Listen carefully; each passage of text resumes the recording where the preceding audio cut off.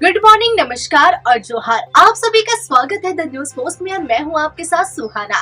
खबरों में आगे बढ़ेंगे। आज के झारखंड की तमाम 24 बड़ी खबरें और महत्वपूर्ण खबरों से रूबरू कराएंगे, लेकिन इससे पहले अगर आपने नहीं किया है द न्यूज पोस्ट को सब्सक्राइब, तो सबसे पहले आप हमारे चैनल को सब्सक्राइब करें, बेल आइकन पर क्लिक करना ना भूलें, क्योंकि इससे आपको राज्य भर की तमाम अपडेट मिलती रहेगी।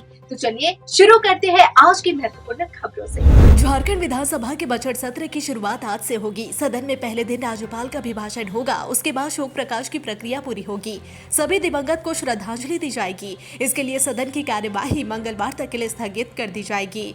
जी हाँ, बता दें कि बजट सत्र को लेकर पक्ष और विपक्ष की तैयारी पूरी है। सदन में विभिन्न मुद्दों पर विपक्ष सरकार को घिरते दिखेगी। मैया सम्मान योजना पर भी जमकर बवाल होगा। प्रधानमंत्री किसान सम्मान निधि योजना के लाभुकों को 19वीं किस्त प्रधानमंत्री नरेंद्र मोदी बिहार के भागलपुर में आयोजित कार्यक्रम से भेजेंगे। इस योजना के करीब 30 लाख झारखंड के किसानों को भी पैसा पहुंचेगा, जिसे लेकर झारखंड के किसानों में खुशी देखी जा रही है। बता दें कि इस योजना में करीब 10 करोड़ किसान शामिल हैं, जिन्हें सालाना 6,000 रुपए भेजे जाते हैं। 2018 में प्रधानमंत्री नरेंद्र मोदी ने इसकी शुरुआत की थी, जिससे देश के किसान खुशहाल हो सके, उन्हें सम्मान के रूप में कुछ सहयोग मिल सके। झारखंड की हेमंत सरकार केंद्रीय मंत्री गजेंद्र सिंह शेखावत ने बड़ा आरोप लगाया है। जी हाँ, उनका आरोप है कि यह सरकार जनता की नजर में असफल है, इसलिए वह भ्रामक जानकारी फैला रही है। गजेंद्र सिंह शेखावत ने कहा कि झारखंड या किसी अन्य राज्य के साथ कोई सौतेला व्यवहार नहीं होता है। केंद्रीय मंत्री गजेंद्र सिंह शेखावत ने झारखंड सरकार के द्वारा लगातार 1.36 लाख करोड़ रुपए केंद्र या उसकी इकाइयों पर बकाया होने की बात पर हमला बोला। उन्होंने कहा कि राज्य सरकार भ्रम फैला रही है और कुछ भी नहीं। उन्होंने यह भी कहा कि राज्य की हेमंत सरकार अपनी विफलताओं को छुपाने के लिए इस तरह की बात कर रही है। केंद्रीय वित्त मंत्री ने संसद में साफ तौर पर कह दिया है कि न सिर्फ झारखंड बल्कि देश के किसी भी राज्य का कोई पैसा बकाया नहीं है। केंद्रीय मंत्री ने आगे कहा कि झारखंड की सरकार तर्कहीन बात कर रही है। फिलीपींस की रहने वाली ईरा फ्रांसिस्का बर्नासोल रांची के पीताम्बर की दुल्हन बन गई है। जी हाँ, रांची के हिनू स्थित रजिस्ट्री कार्यालय में दोनों ने कोर्ट मैरिज कर लिया। हिनू रजिस्ट्रार वाल्मीकि साहू ने ईरा और पीताम्बर की शादी का सर्टिफिकेट प्रदान किया। हिंदू रजिस्ट्रार वाल्मीकि साहू ने बताया कि फिलीपींस के रहने वाली ईरा और रांची के रहने वाले पीताम्बर कुमार सिंह ने कोर्ट मैरिज के लिए आवेदन दिया था, जिसके बाद दोनों की शादी कानूनी तरीके से करवाई गई। रांची के धुरवा निवासी पीताम्बर कुमार सिंह दुबई में एक निजी कंपनी में काम किया करता था। वहीं पीताम्बर की मुलाकात फिलीपींस की रहने वाली ईरा फ्रांसिस्का बर्नासोल से हुई और दोनों के बीच प्यार हो गया। दोनों ने एक दूसरे का साथ जीवन भर निभाने का मन बना लिया, लेकिन पीताम्बर के परिवार वाले पहले इस शादी के लिए तैयार नहीं हुए। ईरा को लेकर रांची पहुंच गया, जहां दोनों ने मिलकर अपने परिवार वालों को शादी के लिए राजी किया। घर वालों ने हिंदू रीति रिवाज से ईरा और पीताम्बर की धूमधाम से शादी करवाई। भारतीय शादी के कपड़ों में ईरा एकदम भारतीय दुल्हन जैसी लग रही थी। दोनों अब बेहद खुश है, क्योंकि उनके प्यार को भारत में मंजिल मिल गई। तेलंगाना टनल हादसे में झारखंड में के गुमला जिले के कई मजदूर फंसे हैं। मजदूरों के परिजनों ने सरकार से मदद की गुहार लगाई है। हादसे के 36 घंटे के अधिक बीत जाने के बावजूद अभी तक बाहर नहीं निकाला जा सका है। तेलंगाना सरकार से झारखंड सरकार समन्वय बनाकर बात कर रही है, इससे जल्द सभी को निकाला जा सके। हादसे के बाद मुख्यमंत्री हेमंत सोरेन ने इस घटना का संज्ञान लिया। राज्य प्रवासी नियंत्रण कक्ष तेलंगाना सरकार से संपर्क कर मजदूरों के बारे में जानकारी ले रहा है। बता दें कि तेलंगाना टनल हादसे में झारखंड के अलावा पंजाब, जम्मू कश्मीर और उत्तर प्रदेश के मजदूरों के भी फंसे होने की खबर है। तेलंगाना के मुख्यमंत्री रेवंत रेड्डी ने घटना पर दुख जताया है। स्थानीय प्रशासन को एनडीआरएफ के साथ समन्वय कर राहत और बचाव कार्य चलाने का निर्देश दिया गया है। इस बीच केंद्रीय खान मंत्री जी किशन रेड्डी ने भी हादसे की जानकारी ली। कोडरमा जिले के तलैया थाना क्षेत्र के नरेश नगर निवासी राजकुमार सिंह अपनी पत्नी और परिजनों और परिचितों के साथ शुक्रवार की शाम कुंभ के लिए निकले हैं। इधर उनकी 14 साल की नाबालिग बेटी शिवानी कुमारी ने अपने घर में ही फांसी लगा ली। घर में शिवानी के अलावा उसका एक छोटा भाई मौजूद था। जब शिवानी ने अपने कमरे का दरवाजा नहीं खोला तो उसके भाई ने घटना की जानकारी आसपास के लोगों को दी। पड़ोस के लोगों ने कमरे का दरवाजा तोड़ा तो अंदर वह फंदे से लटकी मिली। लोगों ने इसकी सूचना पुलिस को दी। पुलिस ने शव को कब्जे में लेकर पोस्टमार्टम के लिए सदर अस्पताल भेज दिया। दूसरी ओर शिवानी के माता पिता को भी घटना की जानकारी दे दी गई है। वे आज रात तक कोडरमा पहुंच सकते हैं।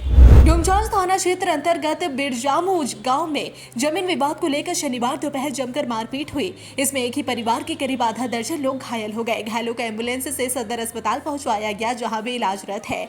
मामले की जानकारी देते हुए घायल इजराइल इकबाल अंसारी पिता असगर अंसारी ने बताया कि बिरजामू में उसकी पुश्तैनी जमीन है जिस पर उनका परदादा दादा अब उनके पिता और उनका कब्जा है। पहले वे जमीन खेतीहार थी, लेकिन 2 वर्ष पहले उन्होंने उस जमीन पर मकान बनाकर रह रहे हैं। उन्होंने बताया कि जब वे मकान बना रहे थे तभी से मंसूर मियां और उसके भाई लोगों ने जबरन उस भूमि को अपना बताते हुए विवाद करना शुरू कर दिया। इसके बाद इस भूमि को लेकर कई बार पंचायत भी हुई, सरकारी अमीन से मापी भी की गई। इसमें यह साबित हो गया कि उक्त भूमि मेरी है। बावजूद वे लोग हमें और हमारे परिवार को परेशान करने में जुटे हुए थे।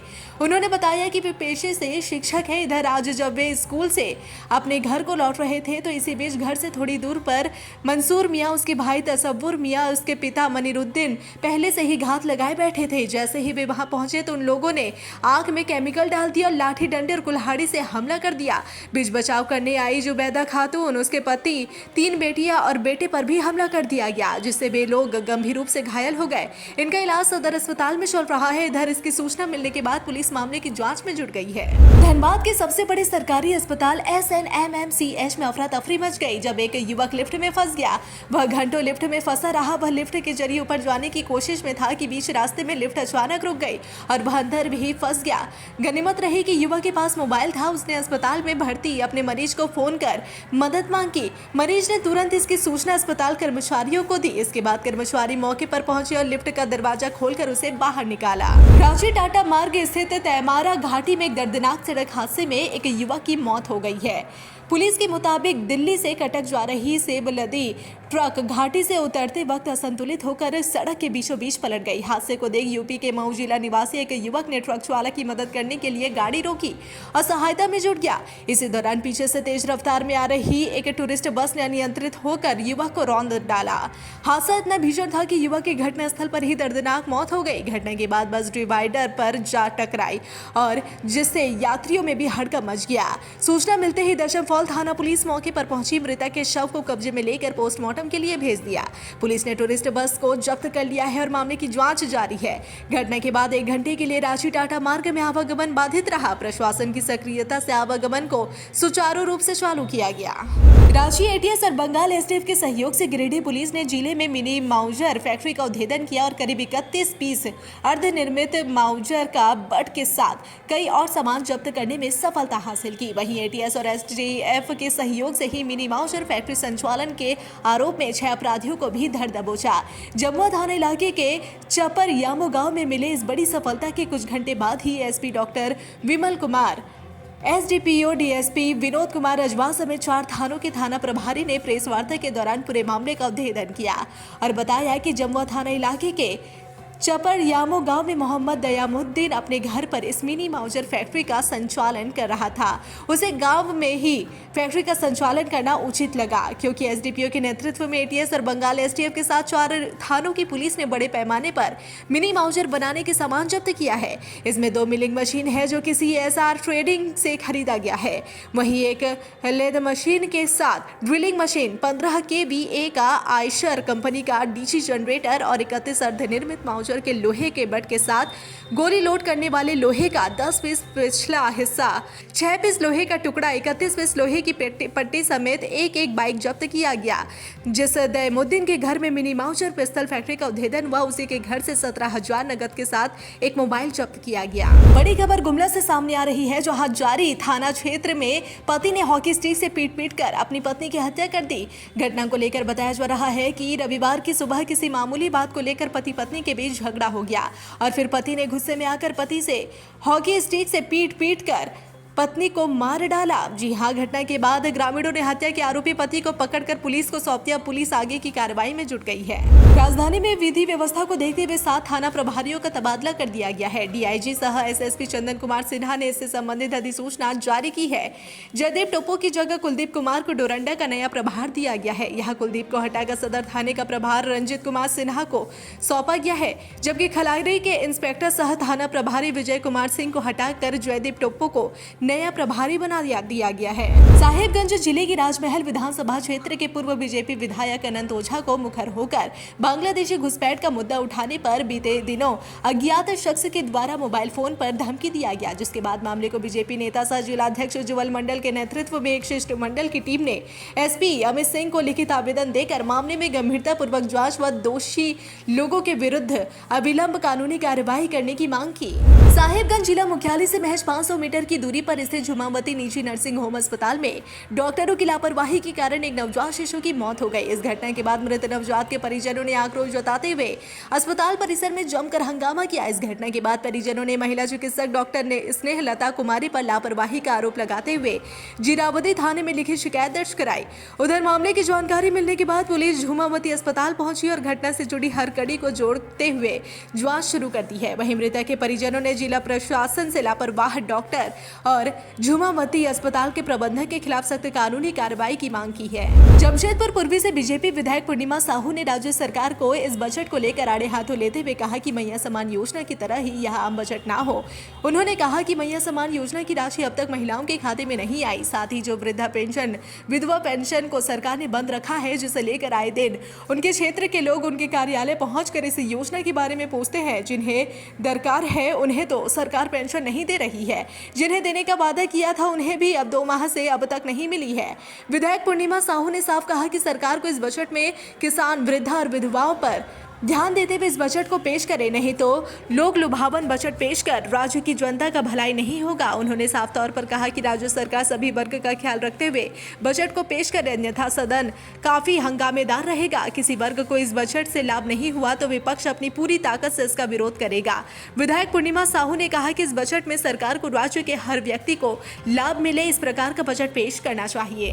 राज्य उपायुक्त मंजुनाथ भजंत्री के निर्देश पर जिला के विभिन्न अंचलों में दाखिल खारिज से संबंधित राजस्व शिविर का आयोजन किया गया। पिछले 22 दिनों में ये तीसरा मौका है जब जिला के विभिन्न अंचलों में दाखिल खारिज से संबंधित शिविर का आयोजन कर 10 डेसिमल तक के लंबित म्यूटेशन के मामलों का निष्पादन करते हुए आवेदकों को करेक्शन स्लिप यानी शुद्धि पत्र निर्गत किया गया। नए विधानसभा भवन में षष्ठम झारखंड विधानसभा का द्वितीय बजट सत्र रांची में 24 फरवरी से 27 मार्च तक आहूत है। उपायुक्त सह जिला दंडाधिकारी रांची एवं वरीय पुलिस अधीक्षक रांची के संयुक्त आदेश में निहित निर्देश के आलोक में विधानसभा परिसर के 750 मीटर के दायरे में किसी तरह के जुलूस, रैली, प्रदर्शन, घेराव आदि आयोजित नहीं किए जा सकेंगे। इसके मद्देनजर सुरक्षा के दृष्टिकोण से विधानसभा सत्रावधि के लिए अनुमंडल दंडाधिकारी सदर रांची द्वारा BNSS की धारा 163 के अंतर्गत प्रदत्त शक्तियों का प्रयोग करते हुए झारखंड विधानसभा यानी नया विधानसभा परिसर के 750 मीटर के दायरे में निषेधाज्ञा जारी की गई है।